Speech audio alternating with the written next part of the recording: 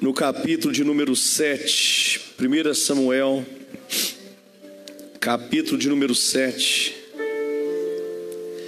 Aleluia. Glórias a Ti, Senhor.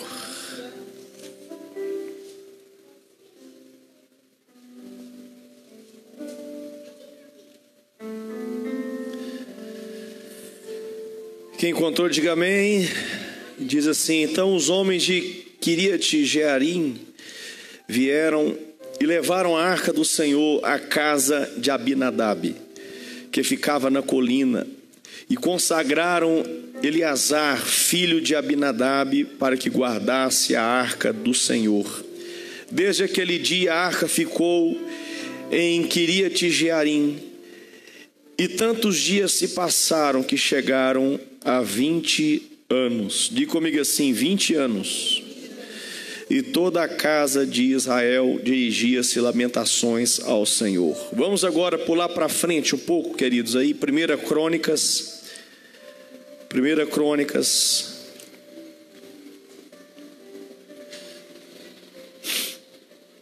capítulo de número 13.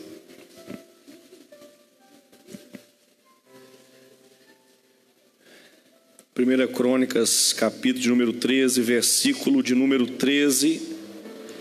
Quem encontrou, diga amém. 13, 14. Por isso Davi não trouxe a arca para junto de si, para a cidade de Davi, mas fez com que fosse levada para a casa de Obed-Edom, o geteu. Assim a arca de Deus ficou com a família de Obed-Edom durante 3 meses. Diga 3 meses.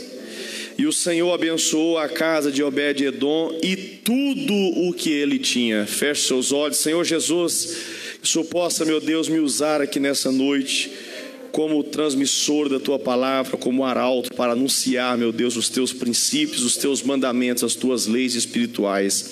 Em nome de Jesus, abençoa cada ouvinte aqui neste lugar, para a honra e glória do Senhor. Podemos assentar, queridos? Irmãos, se o Senhor permitir, nós vamos hoje apenas dar uma introdução, mas eu quero pregar essa mensagem domingo, porque nós vamos trazer um desfecho dessa mensagem totalmente escatológico, totalmente voltado à vinda de Jesus, ao arrebatamento, ao nosso encontro com o Senhor Jesus. E nós vamos usar como texto base para essa mensagem justamente o texto que nós lemos aqui, essa passagem que nós lemos. Mas hoje eu vou trazer uma mensagem mais rápida, uma mensagem para te alegrar, para te abençoar. Amém, irmãos?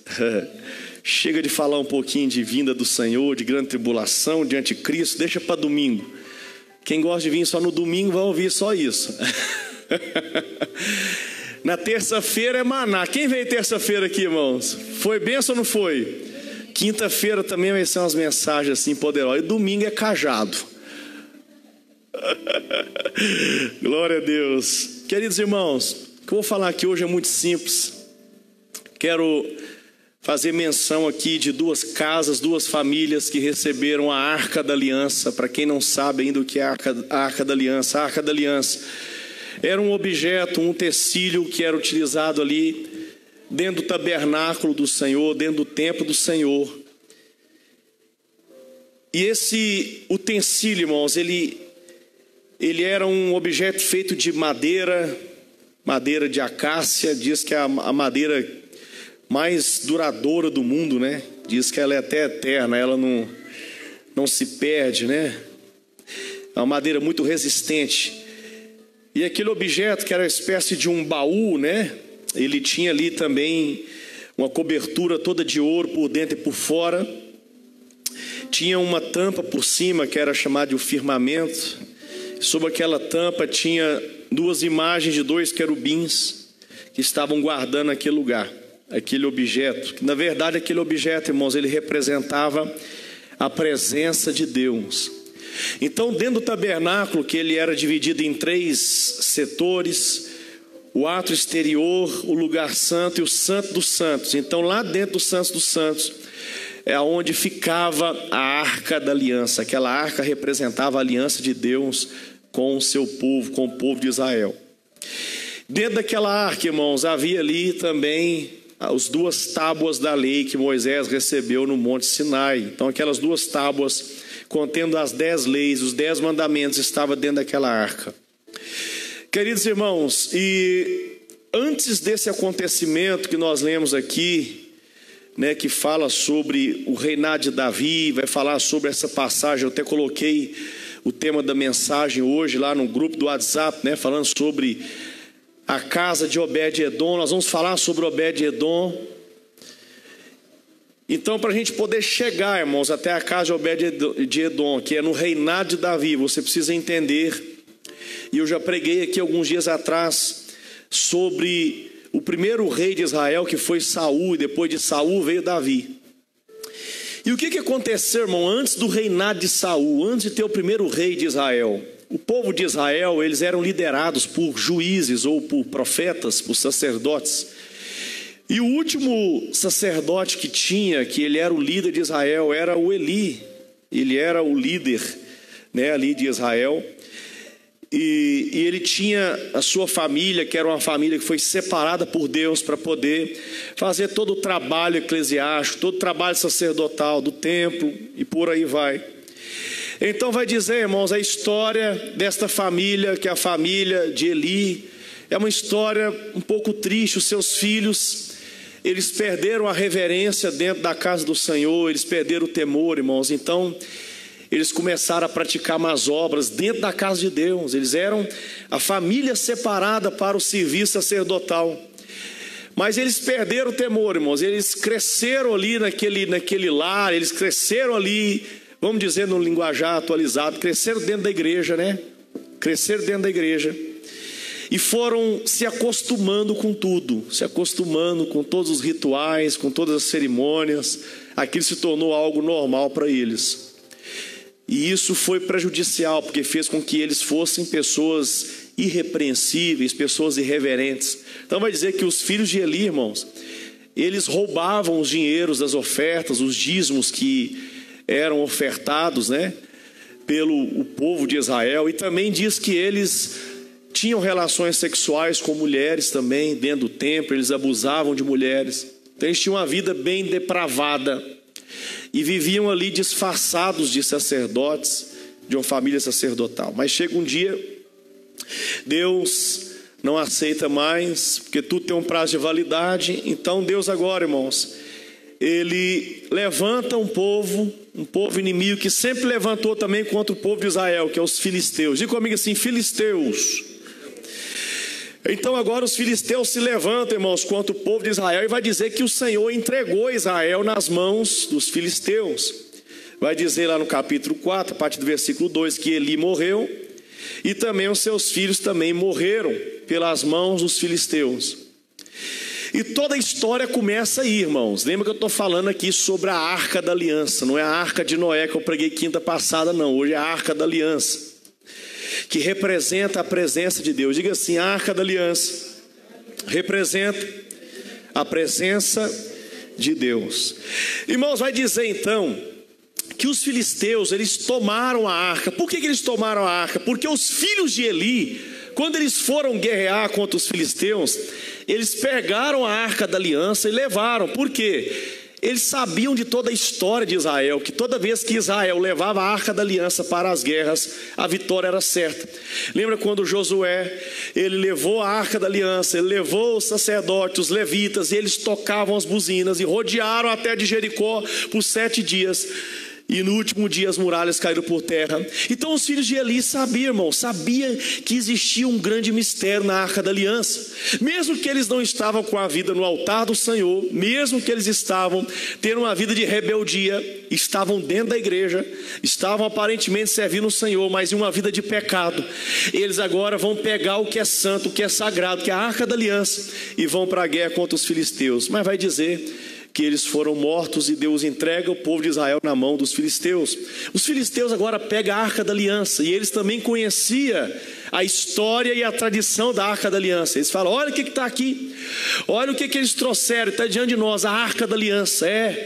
Existe muita história sobre a Arca da Aliança. Os filisteus já sabiam, já conheciam, irmãos, as histórias sobre a vitória do povo de Israel, quando estavam de posse da Arca da Aliança. Então vai dizer que eles levaram a arca da aliança, irmãos, lá para as suas terras. Quem levou? Os filisteus. E eles colocaram aquela arca justamente no templo do deus Dagon, que era o deus dos filisteus. Diga assim: Dagon era o deus dos filisteus. Então, queridos, os filisteus levam essa arca e colocam ao lado da estátua do deus Dagon. Colocou lá. Quem sabe eles pensaram assim: essa arca aí é poderosa, o Deus dessa arca é poderoso, mas não tão poderoso quanto o nosso Deus Dagon. Vamos colocar a arca da aliança do lado de Dagon, para poder humilhar o Deus de Israel. Vai dizer, irmãos, que eles foram dormir no outro dia cedo. Quando chegaram no templo de Dagon, diz que a estátua estava caída, com o rosto em terra, beijando os pés da arca da aliança. Estava prostrado diante da arca da aliança, irmão. Sabe por quê? Porque ali eles estavam recebendo um recado: que não existe um Deus poderoso como o Deus de Israel. Não existe outro Deus maior do que o nosso Deus. Não existe outro Deus verdadeiro, irmãos. Aquela estátua caiu pelo chão, caiu diante da arca da aliança. Mas vai dizer que eles levantaram a estátua de Dagon e colocaram de pé novamente. Falou, deve ter sido um vento que entrou e deve ter derrubado a estátua. Mas no outro dia, irmãos, quando eles chegaram pela manhã novamente, a estátua estava quebrada, com a cabeça arrancada, com os braços arrancados.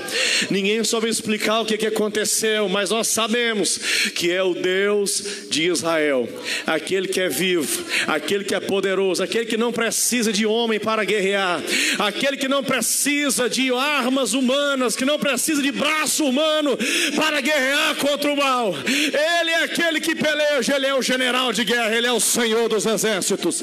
Esse é o teu Deus. Não há Deus maior, irmãos. O teu Deus é maior do que qualquer Deus que existe. Maior é aquele que está dentro de você do que aquele que opera aí fora e se levanta contra a sua vida. Queridos, de repente, a partir do capítulo 5, começa a dizer que eles agora começam a ficar aterrorizados. E agora começa a vir à tona toda a história de Israel, toda a história do Egito, irmãos. Eles começam a lembrar que o povo de Israel, quando era cativo do Egito, e Deus deu uma ordem para Faraó soltar e liberar aquele povo. Faraó desobedeceu, de repente começou a vir pragas.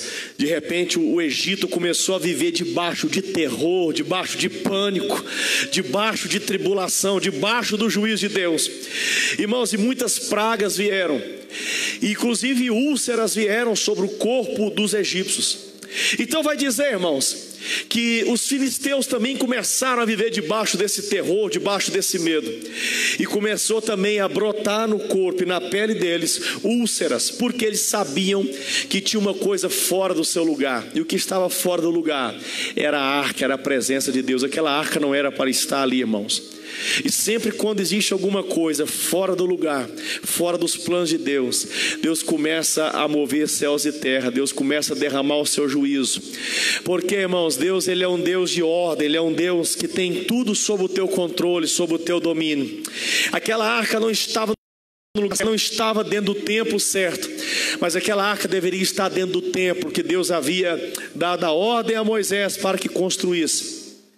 Então, irmãos, eles começam a se preocupar e falam, como nós vamos fazer agora? Essa arca está trazendo maldição para o nosso povo. Essa arca está trazendo terror e destruição para o nosso povo. Como nós vamos fazer agora para poder devolver essa arca para o povo de Israel? Então eles vão consultar os anciões, os sacerdotes ali dos filisteus, e eles dizem, vocês devem sim levar e devolver, mas vocês não devem devolver ela vazia. Enche ela de coisas, de tesouros, e faça também úlceras de ouro, faça algumas imagens de alguma coisa com úlcera, esculpido em ouro, e leva e entrega lá para os sacerdotes de Israel, para que o Deus deles nos perdoe. Quem sabe ele vai nos perdoar e nós não vamos morrer debaixo dessa praga. E assim eles fizeram, irmãos. Eles fizeram ali, eles prepararam, irmãos, ofertas, oferendas, prepararam tesouros, prepararam presentes, prepararam tudo para poder, através de uma comissão, entregar o que não pertencia a eles, mas pertencia ao povo de Deus. Então eles preparam toda essa caravana e vão para poder entregar a Arca da Aliança ao povo de Israel. Irmãos, e vai dizer a palavra do Senhor que eles foram, irmãos, na direção ali de Quiriate Jearim, e quando chegou lá, eles colocaram, irmãos, a arca sobre um carro de boi e levaram os bois puxando, chegaram até esse lugar, até essa cidade, essa terra, Quiriate Jearim, e lá tinha um homem chamado Abinadab. Esse homem era um homem hebreu, era um judeu, fazia parte também da tribo de Israel, do povo de Israel, e esse homem agora ele foi consagrado pelo sacerdote para poder guardar a Arca da Aliança. Todo mundo tinha medo, ninguém queria receber a Arca da Aliança, irmão, porque a história estava rolando, todo mundo sabia que aquela arca estava trazendo prejuízo, estava trazendo destruição, estava trazendo juízo de Deus, estava trazendo doenças, estava trazendo pragas, ninguém queria. Então agora eles levam e entregam tudo direitinho, e aquele homem ele é ungido pelo sacerdote para poder cuidar da Arca da Aliança e guardar. Diz lá no versículo número 1, que nós lemos no capítulo 7, que Abinadab, ele e Eleazar, que era o seu filho, foram consagrados para poder guardar a arca. E vai dizer, irmãos, o tempo que eles ficaram com essa arca. Quem lembra qual foi o primeiro tempo que nós falamos aqui? Quantos anos? 20 anos. Essa arca ficou, irmãos, ali em Quiriate Jearim por 20 anos na casa de Abinadab. Ele foi consagrado, ele foi separado por Deus para guardar. Agora eu te pergunto, dentro aqui da leitura, aconteceu alguma coisa na casa de Abinadab? Não aconteceu absolutamente nada. 20 anos, irmãos, aquela arca estava na casa daquele homem, na casa daquela família que foi também ungida por Deus, consagrada por Deus, e nada aconteceu. Não teve praga, não teve úlcera, mas também não teve bênção, mas também não teve nada de relevante. Simplesmente eles colocaram a arca ali dentro da casa deles, em algum lugar, em algum altar, e ficou por ali.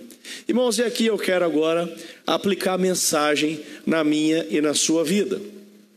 Se a arca de Deus representa a presença de Deus, aquela arca representa a presença de Deus, e tinha uma história, toda uma história envolvendo a Arca da Aliança, uma história de conquista, uma história do sobrenatural, uma história de milagres, uma história que eles estavam acabando de ouvir dos filisteus, que eles estavam devolvendo a arca porque estava acontecendo pragas, úlceras estavam brotando. Aí de repente aquela família coloca aquela arca dentro de casa, irmãos, prepara um altar e coloca ali, mas nada acontece. E eu pergunto para você, irmãos, como será que aquela família estava tratando aquele utensílio que representa a presença de Deus? Será que eles estavam olhando para aquele objeto e eles estavam tratando aquele objeto simplesmente como objeto? Ou será que eles estavam reverenciando aquele objeto como a presença de Deus? Por quê, irmãos? Porque o poder não estava no objeto, mas o poder estava na presença. Aquele objeto, ele representava a presença do Deus de Israel, Deus Todo-Poderoso. E eu começo a analisar, irmãos, na minha vida e para a nossa vida e para a igreja, que às vezes nós vivemos tempos e tempos, aqui no caso foi 20 anos, mas tem pessoas, irmãos, que servem a Deus, são crentes no Senhor, mas tem pessoas que às vezes já estão aí há 20 anos, 30 anos, 10 anos servindo ao Senhor e nada acontece na vida da pessoa. É isso que eu quero aplicar na sua vida. Quanto tempo você já serve a Deus? E se eu te perguntar, você tem alguma história para contar? Existe alguma coisa que aconteceu na sua vida a partir do momento que você entregou sua vida para o Senhor e começou a servir a Deus? Porque aquela família, irmãos, eles foram ungidos, eles receberam a oportunidade de guardar em casa a Arca da Aliança, que era a própria presença de Deus, mas nada aconteceu naquela família. E isso pode ser aplicado a mim e na sua vida, irmãos. Às vezes os anos estão se passando e nós estamos aí servindo a Deus, estamos vindo nos cultos, você serve a Deus, mas se eu perguntar, você tem visto algo sobrenatural acontecendo na sua vida? Você tem visto a mão de Deus operando na sua casa, na sua vida? Você tem participado de momentos aonde você tem visto o mover de Deus? Você tem história para contar? Você tem experiências com Deus para contar? Irmãos, aquela família ficou absolutamente 20 anos sem ter nada para contar. Se alguém perguntasse qual foi a experiência de ter a Arca da Aliança na sua casa, ele ia falar assim: ela era muito bonita, ela decorou bem a sala da nossa casa. Por que eu quero dizer isso, irmãos? Porque para a maioria de nós, para a maioria dos crentes hoje, infelizmente, a presença de Deus se tornou um objeto de decoração dentro de casa. Falar que hoje é crente, falar que hoje serve a Deus, falar que hoje adora a Deus, falar que hoje conhece a palavra, se tornou mais, irmãos, um objeto de decoração, se tornou mais uma quinquilharia que está guardada, empoeirada dentro de casa. Se eu perguntar para você hoje, qual o seu relacionamento hoje com a presença de Deus na sua casa? Você tem orado, chorado na presença dele dentro da sua casa? Você tem entrado para o seu quarto e entrado na presença de Deus? Você tem ouvido a voz de Deus dentro da sua casa, irmão? Se eu perguntar para você, qual o seu relacionamento hoje com a palavra de Deus na sua casa? O que você está fazendo com o exemplar das Escrituras Sagradas na sua casa? Se eu perguntar para você, irmãos, qual a sua identidade com Deus hoje? Qual o seu relacionamento íntimo com Deus hoje? Será que as pessoas vão saber que você serve a Deus porque você resplandece a glória de Deus? Ou porque na sua casa tem um adesivo: eu e minha casa serviremos ao Senhor? Será que os seus vizinhos estão ouvindo você dando glória a Deus e aleluia durante o dia? Será que os seus vizinhos estão ouvindo você entoando hinos de louvores a Deus? Será que os seus vizinhos estão falando assim: essa mulher doida está falando uma língua que eu não entendo? Quando ela vai fazer a comida dela, ela fala algumas coisas, um idioma que eu não... Irmãos, o que eles estão ouvindo de vocês? Será que nós hoje não estamos fazendo como essa família, irmãos, recebendo a oportunidade e o privilégio de ter na sua casa a presença de Deus, você guardar na sua casa a presença de Deus? E o que você está fazendo com isso? Você está colocando Deus pendurado? Pastor, misericórdia, eu não tenho a imagem de Jesus pendurado na minha casa, eu não tenho uma cruz pendurada na minha casa, eu não tenho imagem nenhuma, mas você está deixando a palavra de Deus pendurada na sua casa, encostada, e às vezes abandonada até aqui na igreja. Não estou falando para uns aqui não, porque isso é normal eu achar a Bíblia por aqui, tá, irmãos? Jogado. Irmãos, deixa eu te falar uma coisa. Os filisteus pegaram essa arca e depois devolveram, e eles colocaram deixaram lá na casa de Eliezer, de Abinadab. Mas o destino daquela arca, irmãos, era Jerusalém, era a capital de Israel, ainda não estava em Jerusalém. De repente o povo clama e pede: queremos um rei. Vem o rei Saul. Qual o nome dele? Saul. Saul ouviu falar da Arca da Aliança, mas nunca se importou em trazer a arca para o lugar certo. Aquela arca ficou por 20 anos na casa daquela família, irmãos. Aquela família não se importou, estavam apenas cumprindo uma obrigação de ter aquela arca dentro de casa. Me mandaram fazer isso, eu vou guardar ela aqui, pronto. Mas não deram a honra que receberam.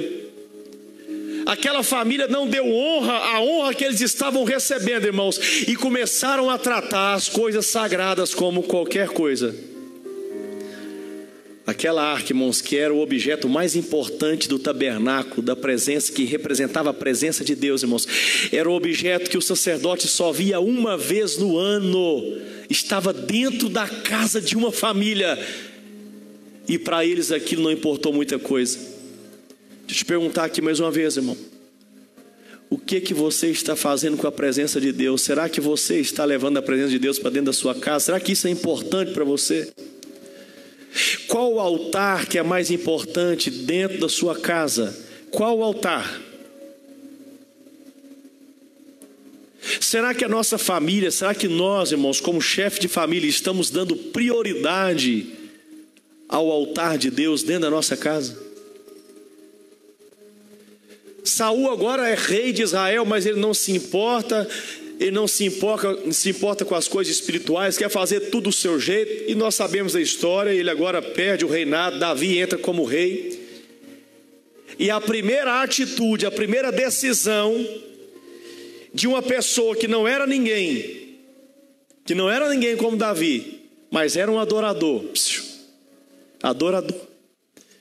a primeira decisão para esse menino que foi ungido e agora vai se tornar rei foi: eu preciso trazer a arca da aliança para o seu lugar. Antes de pensar em vencer as guerras, antes de pensar em conquistar os reinos, ele pensou: eu preciso da presença de Deus perto de mim. Escute, irmão, aquela casa ficou com aquela arca durante 20 anos e não aproveitou.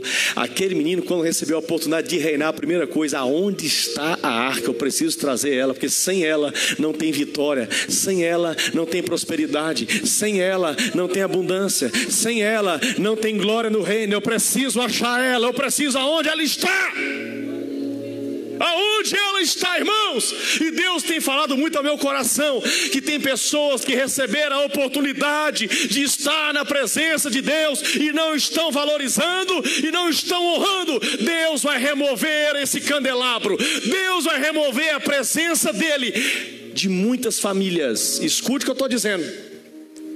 Deus, ele vai remover, irmãos, a presença dele de muitas famílias. Ele vai tirar a presença dele de muitas casas, de muitas nações, e ele vai transportar a presença dele para aqueles que verdadeiramente estão sedentos, verdadeiramente querem viver na presença dele.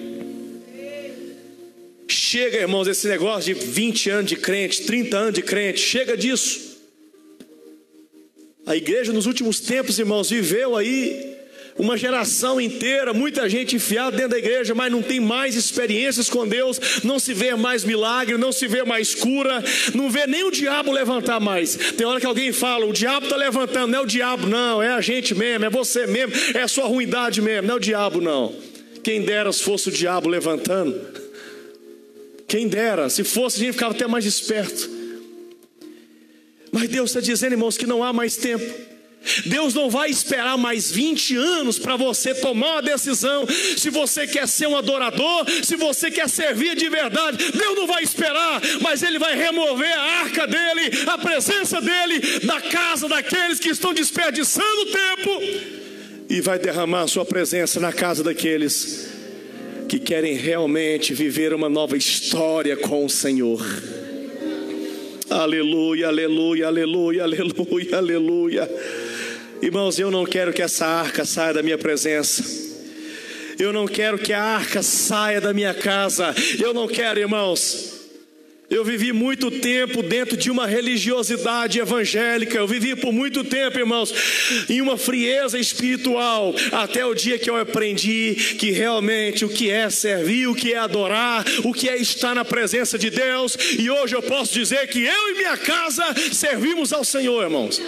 O diabo pode levantar, pode espernear o tanto que for. Na minha casa tem uma arca da aliança. Na minha casa tem a presença de Deus. Eu e minha casa, eu e minha esposa, eu e meus filhos, nós não aceitamos que mal algum entre em nossa tenda. Por quê? Porque o diabo não entra onde está a arca da aliança do Senhor. Os demônios não têm poder para chegar perto da presença de Deus, irmãos. Aleluia. Davi agora ele toma essa decisão: eu preciso trazer a arca, preciso recuperar a arca. Onde essa arca está? E 1 Crônicas vai dizer lá no capítulo 13 que Davi, irmãos, ele vai consultar os capitães, mais de 1000 capitães, os chefes das tribos, reuniu todo Israel e falou: gente, antes de começar a reinar, antes de começar a guerra, as vitórias, precisamos fazer uma coisa de suma importância. Achar e trazer a arca da presença de Deus. Então diz que ele reuniu, irmãos, e eles descobriram onde estava essa arca. A arca estava na casa de Abinadab. Estava na casa de Abinadab, que ficava em Quiriate Jearim. Então diz que Davi, ele preparou, irmãos, uma comitiva. Diz lá no versículo 7, que Davi, ele foi até a casa de Abinadab, chegou lá, eles colocaram a arca em uma carroça, colocaram alguns bois para puxar aquela carroça. E vai dizer, irmãos, que Davi e todo Israel se alegrou diante de Deus com todas as suas forças, porque eles encontraram e acharam a arca que estava perdida. O adorador, irmãos, ele se alegra quando ele está na presença de Deus. Agora imagina aquela família de Abinadab, 20 anos, perderam a alegria. Se tornou normal, a arca se tornou um objeto de decoração dentro de casa.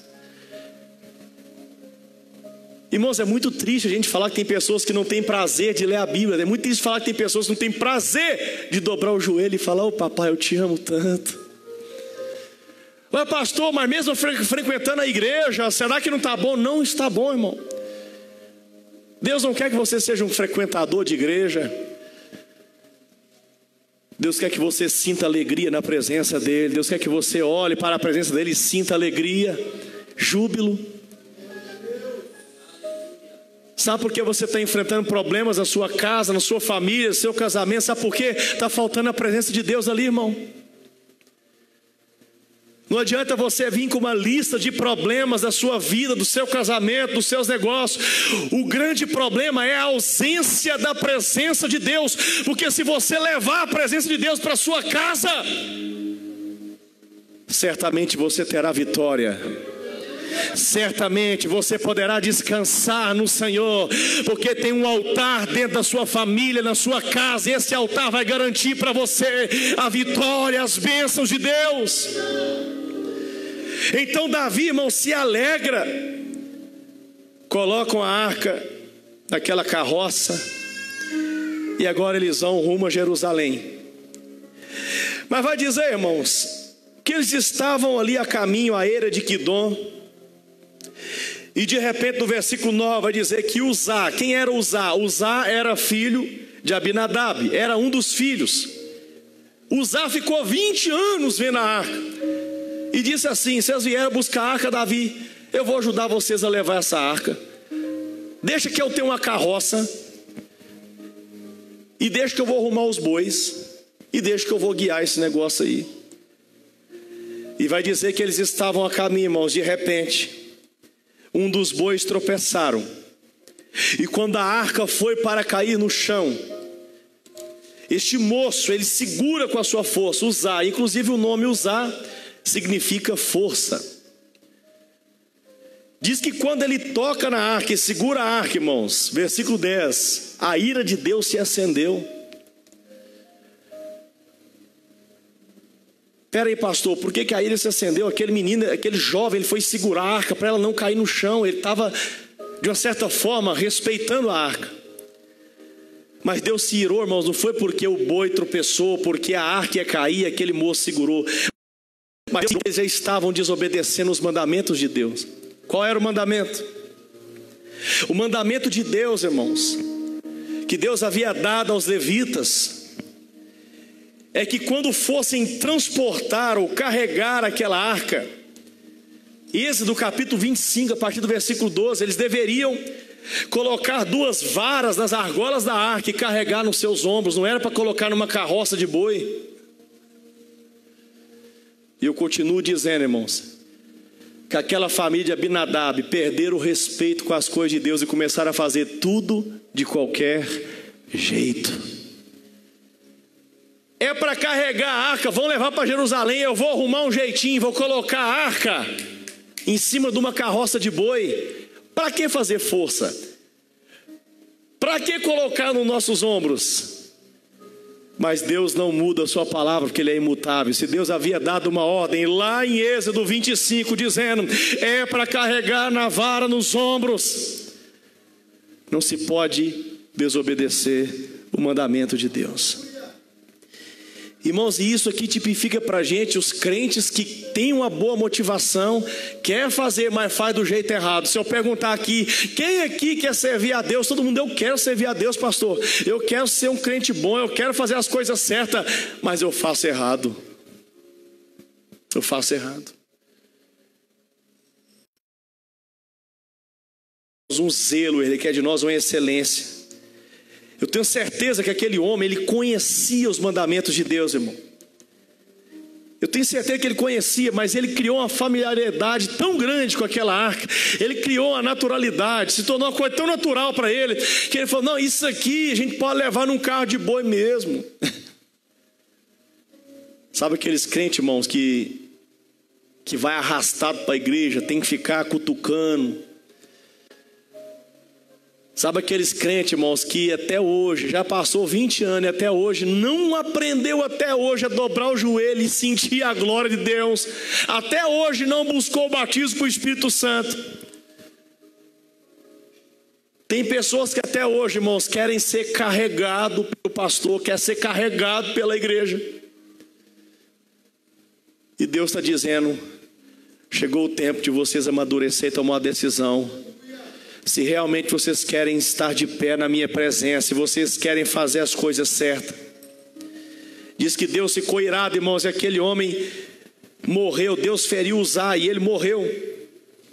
Davi ficou irado, versículo 11, ficou irado com quem? Com Deus. Davi, irmãos, ficou irado com Deus. E se eu te perguntar, você já ficou irado com Deus? Fala: não, nunca fiquei. Mentiroso. Já ficou irado com Deus, sim. Sabe por quê? Davi estava com uma boa intenção: vamos trazer a arca, mas estava fazendo do jeito errado. Eles deveriam ter arrumados das tribos de Levi, arrumado o sacerdote, pegado as varas de ouro, colocado na arca, colocado no ombro e levado para Jerusalém. Mas não, estão fazendo a motivação certa, porém do jeito errado.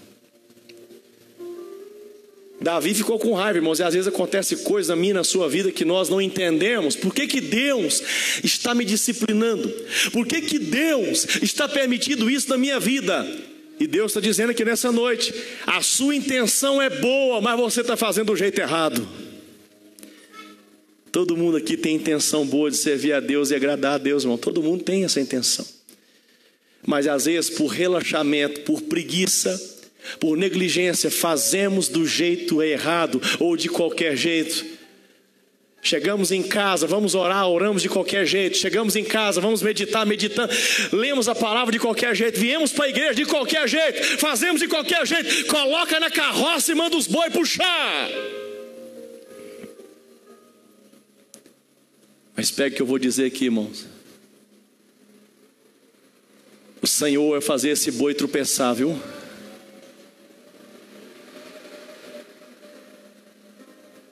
Deus não quer que a gente faça a obra relaxadamente. Ele vai fazer o boi tropeçar na nossa vida para que a gente acorde. Acabou esse negócio, irmão, da gente viver arrastado para Deus, fazer sempre o resto, dar sempre o resto para Deus, fazer e achar que Deus está se agradando. Acabou isso, porque Deus está dizendo aqui profeticamente: eu vou fazer esse boi tropeçar.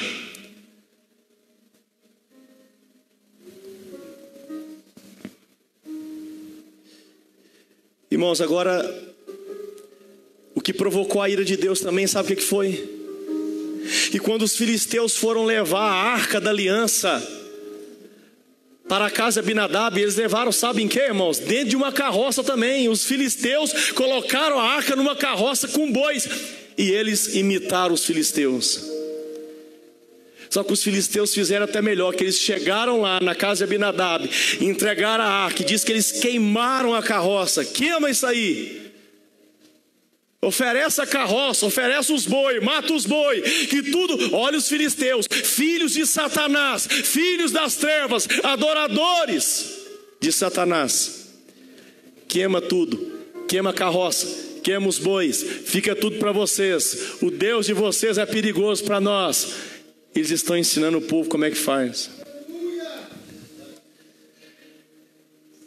Nós deveríamos dar exemplo, irmãos, para as outras religiões de como ser adorador, e nós somos piores do que eles. Essa semana veio 2 ministros da igreja católica aqui para poder olhar, irmãos, o forro da igreja, olhar a acústica da igreja. Eles, não é o padre que veio, são membros da igreja, vieram aqui, eles vão juntar, vão mobilizar, vão reformar a igreja deles. Não é o padre que pediu, é eles que querem, porque eles querem dar o melhor para o Deus deles, eles querem dar o melhor de todo o coração. Deixaram o serviço deles e vieram aqui para olhar. Entrou aqui dentro, irmãos. Entraram e falaram, que igreja bonita. Qual é que eu falei? Mas infelizmente a maioria não valoriza. Infelizmente. Irmãos, Deus dá a graça para a gente. Deus dá o favor para a gente. Derrama o favor para a gente, irmãos. Coloca a gente numa igreja bonita como essa, estrutura como essa, irmãos. E a gente continua sendo relaxado, fazemos as coisas de qualquer jeito e queremos que Deus abençoe a gente. Abençoa. Vai passar 20 anos, a arca da aliança está diante do seu nariz, diante dos seus olhos, e nada acontece na sua vida. Por quê? Porque é desmazelado, é relaxado, é irreverente, não tem reverência na casa de Deus, não tem temor, não sabe se humilhar diante de Deus, se humilha diante do diabo, mas diante de Deus não se humilha. Pastor, eu quero que Deus faça um milagre no meu casamento, na minha família, na minha casa. Se você não tiver uma postura diferente diante da presença de Deus, não tem milagre no casamento, não tem milagre na família, não tem milagre financeiro, porque tudo depende da sua postura diante da arca de Deus.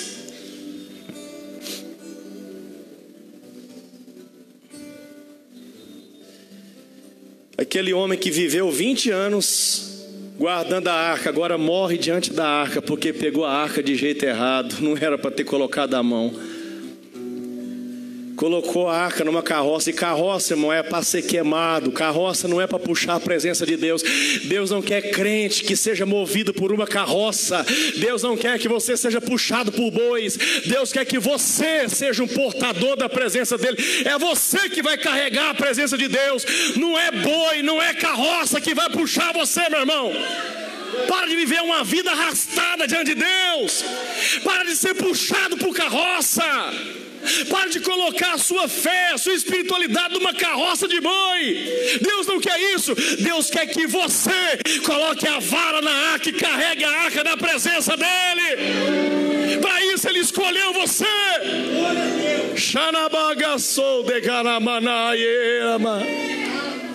Estão vivendo um tempo, irmãos, que é só escândalo, é só escândalo nacional, é só pastor dando escândalo, é só mau testemunho. Sabe por quê? Porque estão colocando o que é sagrado em cima de uma carroça.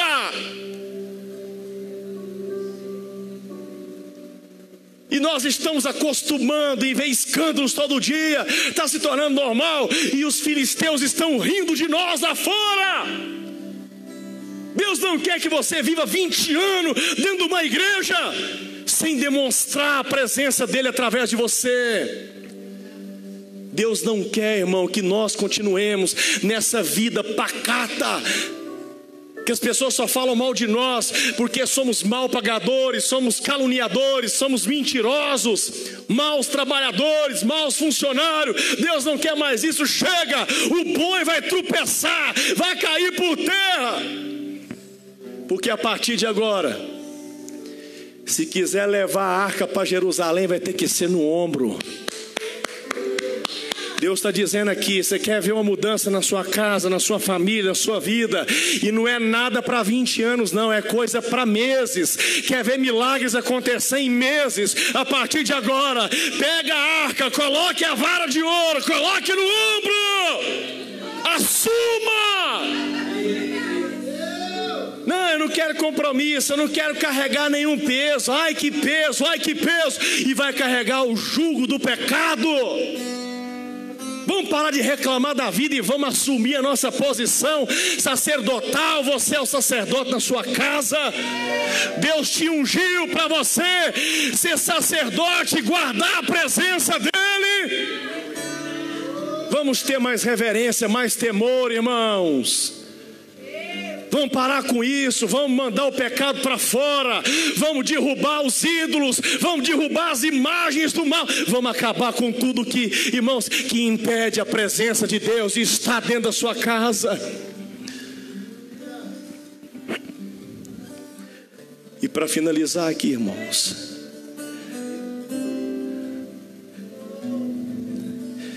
vai dizer que Davi, ele conseguiu achar aquela arca, irmãos, mas quando eles estavam voltando para Jerusalém, ele não conseguiu chegar em Jerusalém, porque a forma que eles estavam usando era a forma errada, o jeito errado, não era conforme Deus havia falado, era do jeito deles. Estavam fazendo com a força deles, com a inteligência deles, e isso não é graça, isso não é favor de Deus. Deus quer que seja do jeito dele. Então diz, irmãos, que quando aquele boi tropeça, e tropeçou justamente no endereço certo, que não era Jerusalém ainda, mas era na casa de Obed-Edom. Quem era Obed-Edom? Obed-Edom não era judeu, era um geteu. Quem era o geteu? Vinha de Gate. Gate era onde? Da onde veio o gigante Golias? Filisteu. Obed-Edom era um filisteu. Não era israelita, não era circuncidado, era um gentio. Olha como é que Deus ama, irmãos, olha como é que é a graça de Deus. Deus falou assim: antes dessa arca chegar lá em Jerusalém, primeiro eu vou dar oportunidade de salvação para quem ainda não é judeu. Escute, irmão, pega o que eu vou dizer aqui, a oportunidade vai passar mais uma vez na porta da sua casa, no seu endereço. Só que dessa vez não é para você fazer como Abinadab, você vai fazer como Obed-Edom. Obed-Edom, ele chega lá e ouve alguém chamando na porta, e de repente o mensageiro do rei Davi fala assim: ei, eu sou mensageiro do rei Davi, e o rei Davi quer que a gente guarde a arca aqui na sua casa, você pode receber a arca. Aquele homem pensou: mas Davi, aquele que venceu o gigante aqui da cidade, é ele mesmo, se tornou rei. Era para aquele homem estar com ódio de Davi, pensando: venceu o nosso guerreiro, o homem mais, o herói da nossa cidade foi destruído por Davi. Mas não, aquele homem recebeu com o coração aberto, e ele entendeu que era uma honra que ele estava recebendo na casa dele. Ele pensou: eu sou um pobre miserável, eu não sou merecedor disso, e me escolheram, escolheu o meu endereço, escolheu a minha casa para receber a arca. Obed-Edom, irmãos, diferente de Abinadab. Abinadab pensou assim: eu sou da tribo de Israel, eu sou levita, eu sou ungido, coloque essa arca na sala, vai ficar enfeitando a sala, eu sou merecedor. Mas Obed-Edom não, peraí, eu não sou circuncidado, eu não sou judeu, eu não sou israelita, eu faço parte do povo que é inimigo de Israel, e Davi me escolheu, eu não mereço. Diga assim, irmão: a graça de Deus é para quem não merece. O favor de Deus é para quem não merece. E agora, irmão, você está entendendo por que numa casa 20 anos eles não provaram de nenhum milagre de Deus, e agora nessa casa em 3 meses eles vão viver uma extraordinária prosperidade. Aquilo que não aconteceu em 20 anos vai acontecer em 3 meses na casa de Obed-Edom. Por uma coisa, ele se sentiu constrangido e pensou: vocês não estão na casa errada? Vocês não bateram na porta errada? Não, eu não mereço. A minha casa não pode receber a arca da aliança, aqui é um lugar sujo, impuro. Não pode, eu não sou merecedor. Mas ele falou: não, é você mesmo que Davi escolheu. É esse endereço mesmo. Aleluia, aleluia, aleluia, aleluia, aleluia, aleluia, aleluia, aleluia. Irmãos, você vai dizer então que aquele homem recebe aquela arca, irmãos. Ele recebe com alegria. Durante 3 meses o Senhor o abençoou a casa dele, tudo que ele tinha. Peraí, era um pecador, era um homem idólatra, era um homem sujo. Mas quando aquela arca entrou, irmãos, e ele começou a ver os milagres acontecer, ele falou: deixa eu tirar essa imagem daqui, deixa eu tirar essa estátua. Gente, não vão pecar mais não, vão servir a esse Deus, olha que maravilha. E vai dizer, irmãos, que aquele homem ficou tão apaixonado com a presença de Deus que quando Davi retornou depois de 3 meses para poder buscar a arca, só que dessa vez, irmão, carregando os ombros, porque Jesus falou lá em Mateus capítulo 11, versículo 29 e 30, ele disse assim: tomai sobre vós o meu jugo e aprendei de mim, porque eu sou manso e humilde. Coloque sobre vós o meu jugo, o meu fardo é leve, você vai conseguir carregar. Aquele homem, irmãos, ele recebeu na casa dele com alegria aquela responsabilidade, e ele sentiu a honra. Ele sabia que não merecia, mas ele creu, ele recebeu, e Deus derramou o favor sobre a casa dele. E vai dizer que quando Davi ele volta, depois de 3 meses, Obed-edom falou assim: deixa eu ir embora com você para Jerusalém, eu não posso viver mais longe dessa arca. Ela mudou a minha vida, mudou a minha história em 3 meses. Em 3 meses, Abinadab viveu 20 anos com aquela arca, olhando para ela, dizendo que arca bonita. Mas Obed-edom não. 3 meses, Deus mudou a história dele. Ele entendeu que não tinha como viver longe da presença de Deus. Então imagine ele falando com Davi: Davi, eu não sou israelita, Davi, eu não sou israelita, mas eu não posso viver mais longe da presença.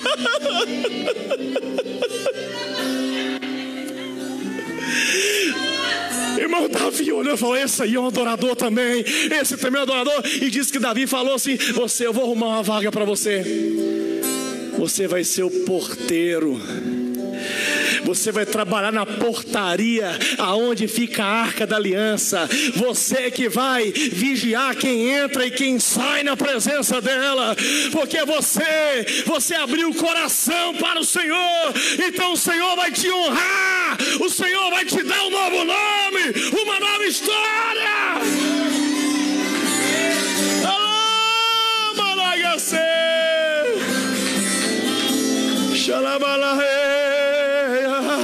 Deus abençoou, não foi só ele, não foi só a mulher, não foi só os filhos, mas até os bens materiais. Deus abençoou, irmão, porque aonde está a presença de Deus, o Senhor santifica, Ele multiplica, Ele derrama abundância, Ele prospera.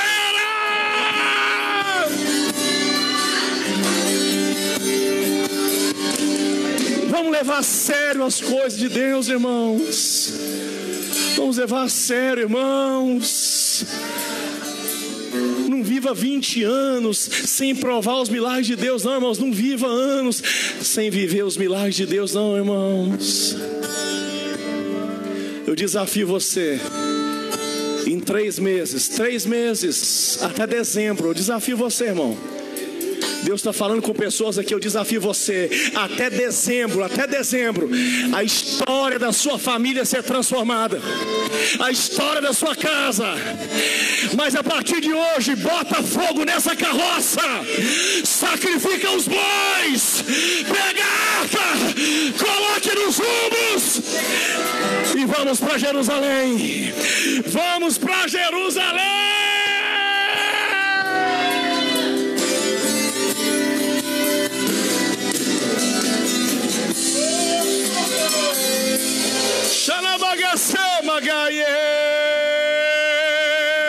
Coloca fogo nessa carroça, coloque fogo na carroça, coloque. Xanabagacê. Fique de pé, igreja, de pé. Xanabagacê. Eu falei com o Espírito Santo hoje assim, irmãos. Quem o Senhor trazendo o culto hoje? Quem o Senhor trazendo o culto hoje? Todos que entrarem por aquela porta do templo, todos que entrarem na igreja, eu quero que essa palavra, Senhor, faça diferença na vida de todos eles. Estou dando um prazo para você de até dezembro. Pastor, mas como assim? A minha vida não tem jeito, irmãos. É graça, é favor, não tem explicação. O que eu tenho que fazer, pastor? É agora, irmãos, é viver para Ele, é se entregar a Ele, é levantar o altar da adoração na sua casa.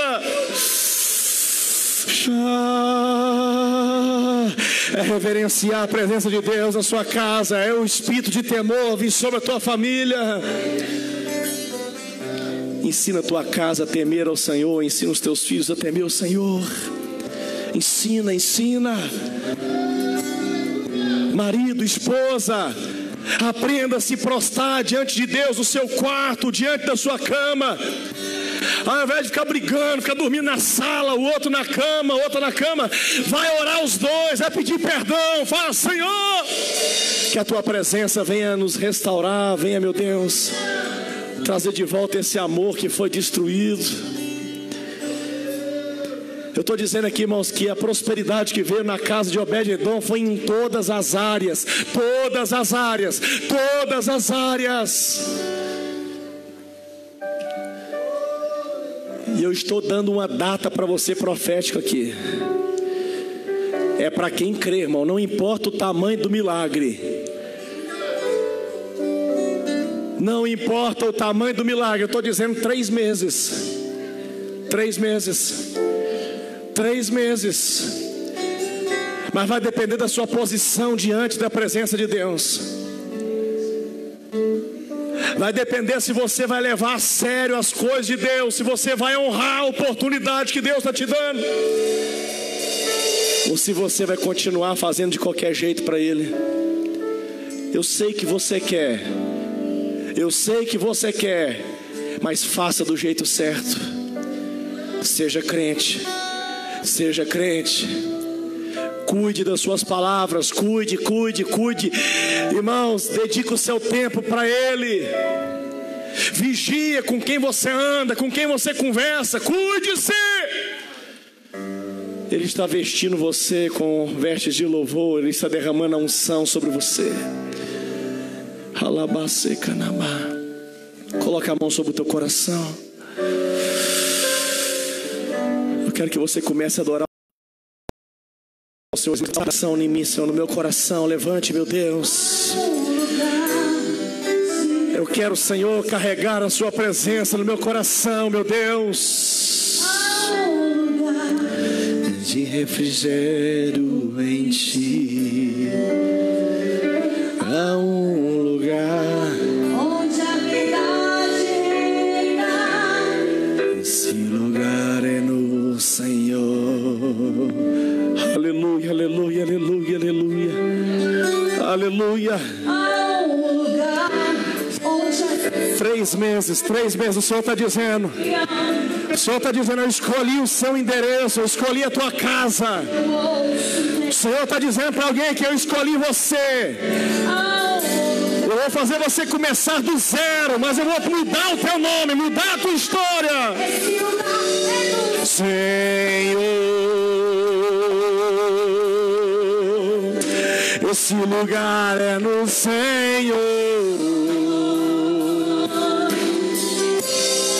Esse lugar é no Senhor.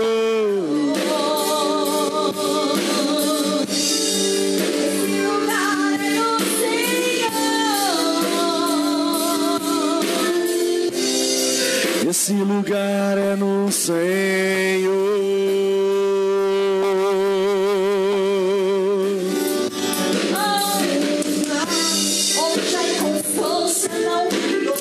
Diga para Ele: eu não mereço, Senhor, eu não mereço. Eu não sou capaz, meu Deus.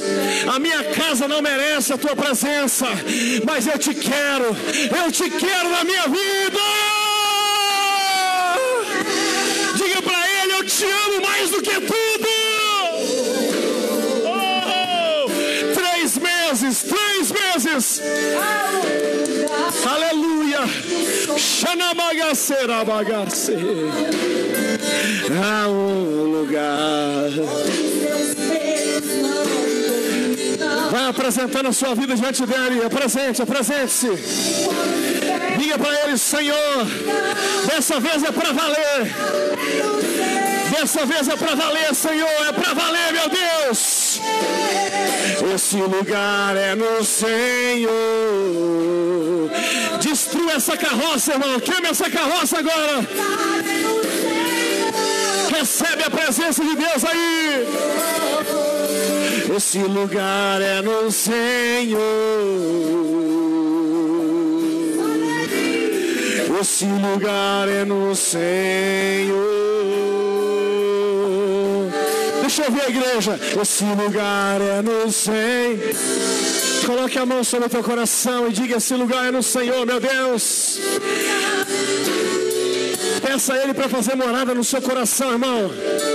Ele escolheu você para ser um guardião da presença dEle. Ele escolheu você para ser um portador da presença dEle. Senhor,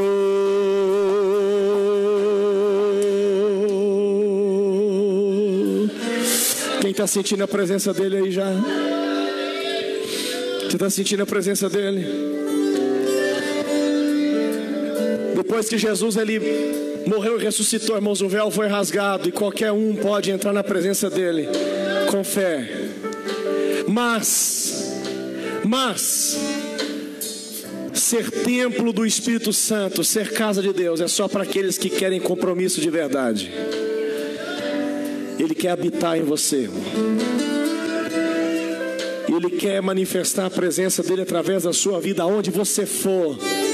Aonde você colocar a planta dos seus pés, a presença dele irá contigo. Ah, meu Deus. Mas ele quer que você jogue fora, destrua, queime, acabe com tudo que impede você de viver na plenitude dele, na santidade dele. Irmãos, aquilo que demora 20 anos vai acontecer em meses. Eu estou dizendo para você aqui. Só a graça de Deus faz isso, irmão. Em meses, aquilo que leva anos vai acontecer em meses.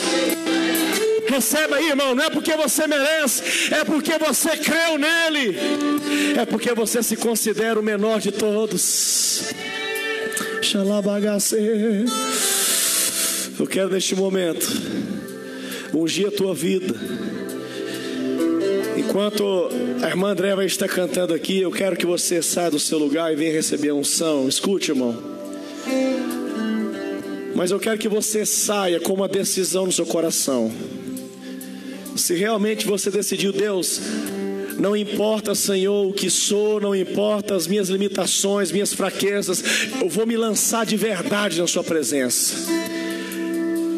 Você que quer apresentar a tua casa, a tua família, toda a sua vida, tudo que você tem, eu quero que você venha aqui na frente. Eu vou ungir você. Você vai receber a mesma unção que Obed-Edom recebeu. A mesma unção. Você vai ver as coisas acontecer mais rápido na sua vida. Você vai ver o agir de Deus acontecer mais rápido na sua vida. Mas tudo isso vai depender do seu posicionamento. Não faça como Abinadab. Não jogue para depois. Não empurre com a barriga, irmão. Mas recebe essa bênção e tome posse dela já. Em nome de Jesus. Em nome de Jesus. Eu vou estar dando a bênção apostólica aqui, irmãos. Enquanto ela vai cantando, eu vou ungindo vocês. E quem já recebeu a unção, tenha liberdade para poder retornar para o seu lar. Que Deus abençoe vocês. Domingo é Santa Ceia do Senhor. Todos estão convidados em nome de Jesus. Amém? Pode cantar e adorar o Senhor.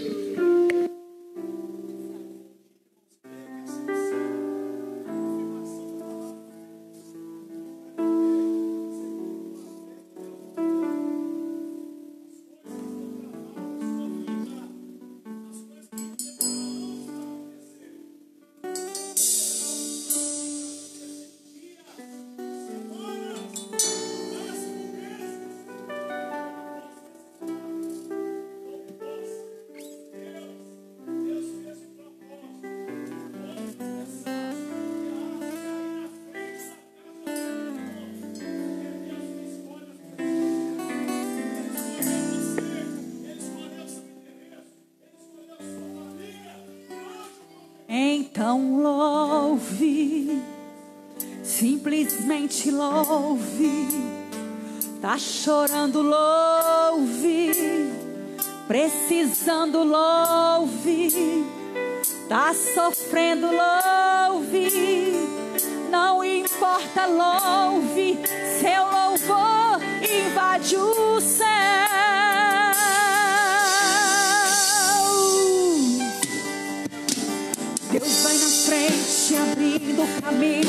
quebrando as correntes, tirando os espinhos, ordena aos anjos pra contigo lutar. Ele abre as portas pra ninguém mais fechar. Ele trabalha pra quem nele confia, caminha contigo de noite ou de dia. Erga suas mãos, sua bênção chegou. Comece a cantar com muito louvor, com muito louvor, com muito louvor, com muito louvor.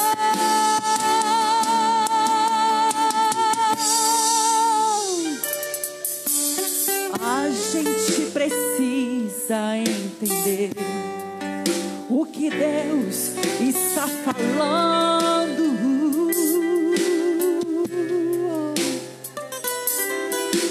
Quando Ele fica em silêncio, é porque está trabalhando.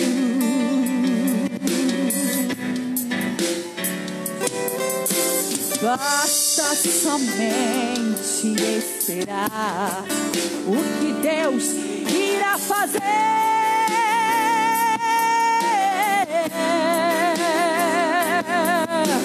Quando Ele sente as suas mãos, é a hora de vencer.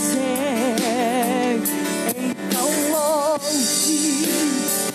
simplesmente louve.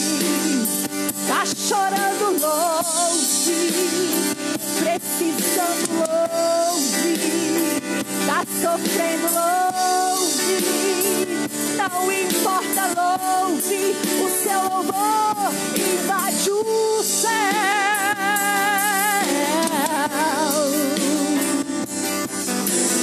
Deus vai na frente, abrindo o caminho, quebrando as correntes, tirando os espinhos, ordena aos anjos pra contigo lutar. Ele abre as portas pra ninguém mais fechar. Ele trabalha pra quem nele confia, caminha contigo de noite ou de dia. Erga suas mãos, sua bênção chegou. Comece a cantar com muito louvor, com muito louvor, com muito louvor, com muito louvor, com muito louvor, com muito louvor, com muito louvor, com muito louvor.